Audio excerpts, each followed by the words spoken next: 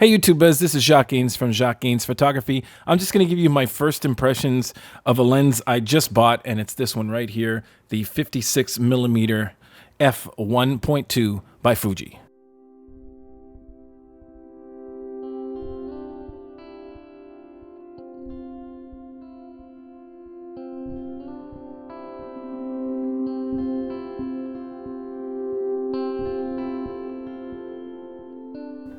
Hey YouTubers, this is Jacques from Jacques Photography. Before I start this video, there's two things I want to tell you. One is that I worked with Catherine, and I'll be showing you some pictures right now. Her name is Catherine Filteau. She is a professional model. She makes her living off of it, and it was really cool. So there's two videos I want to do about her. One is on posing, and I just want to show you the ability of a great model to do great poses and be quick at what they do, and show you that it is actually a craft. It's not just an art, and it's not just about going in front of a lens and being beautiful. Two, I also looked at her artwork. She is a fabulous artist, and I wanted to show some of her artwork and show you what she's done. So stay tuned for those two videos. Next point I also want to make is that I'm going to be talking about this lens. There's no charts.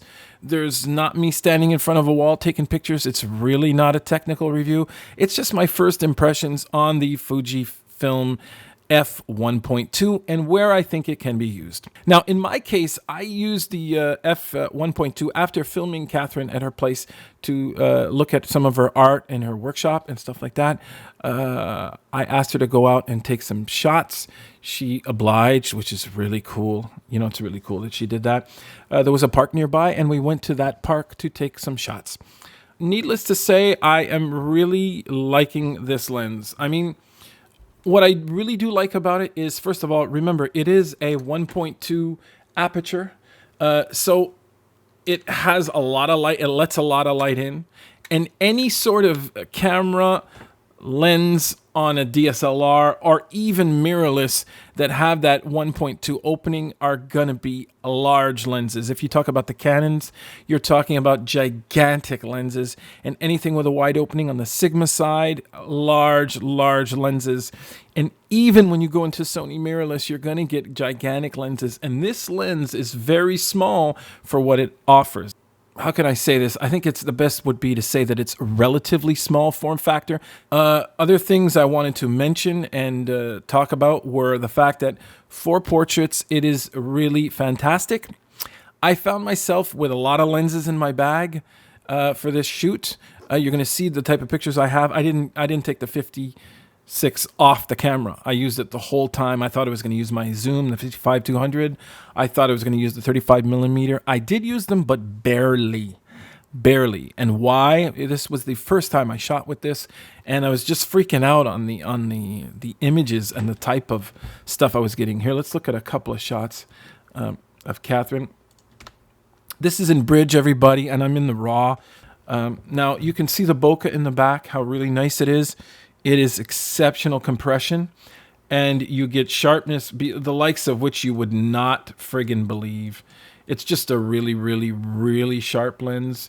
Now you can see by the depth of field here, you're getting some mega shallow depth of field. And remember, I'm also on APS-C, so theoretically you should be getting a higher depth of field, but you are not. I mean, you can see in the crux of her eye, this is in focus, and the tip of her hair, which is roughly just a bit past her nose, is in focus. We're talking about what?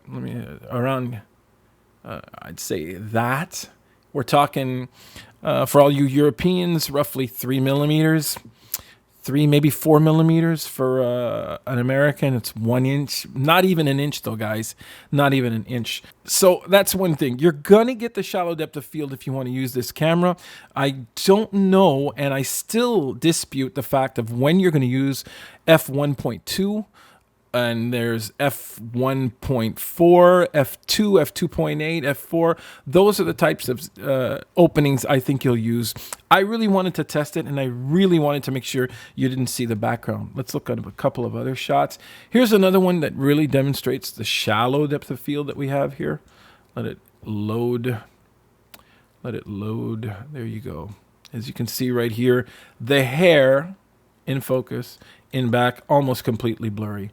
Now, I guess from the looks of these shots, you can tell why I'm going to be doing a video on posing and the capacity to pose and how modeling can be a craft, because Catherine just has it in her, man. She's just good at this stuff.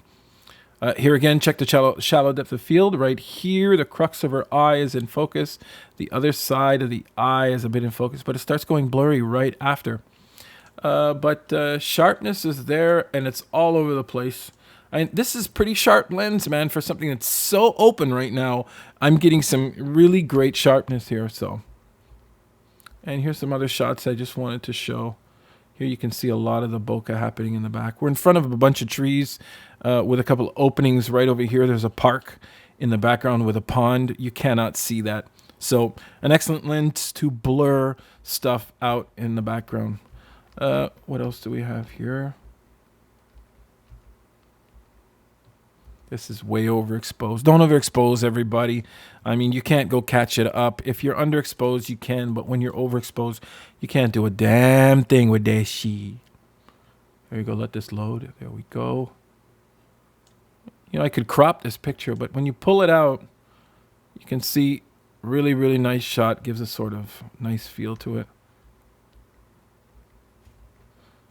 You know, I really love to do portraits, and I think this is a lens that everyone out there should have. At least one of the lenses you should have with the Fuji system is you should have the 56mm if you are going to take portraits.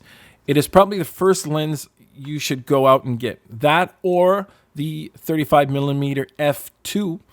I have not used the f1.4, so I cannot give you comments on that. But I know I have the f2, and if I'm not mistaken, I have some pictures here taken with the 35 f2. And it's a sharp-ass, beautiful lens, too. Something about the f2 that's just crazy. I don't know how to explain it. Here we go.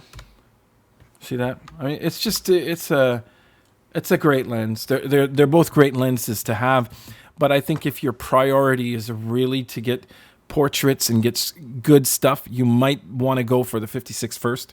It costs a pretty penny, but it is definitely worth every penny, and it's definitely cheaper than any other 85mm equivalent in DSLR or even in the Sony system. That's all I really have to say, guys. I know it's not a lot, but as I said before, stay tuned. I got a behind the scenes with Catherine, and I also got a video coming up on posing. I hope you enjoyed. Follow me on Facebook, Twitter, Instagram for my high quality stuff. Check out Behance. If you like this video, don't forget to click the thumbs up at the bottom. And if you want to keep in cahoots with what I do, subscribe. And don't forget, everybody, keep on making something from nothing.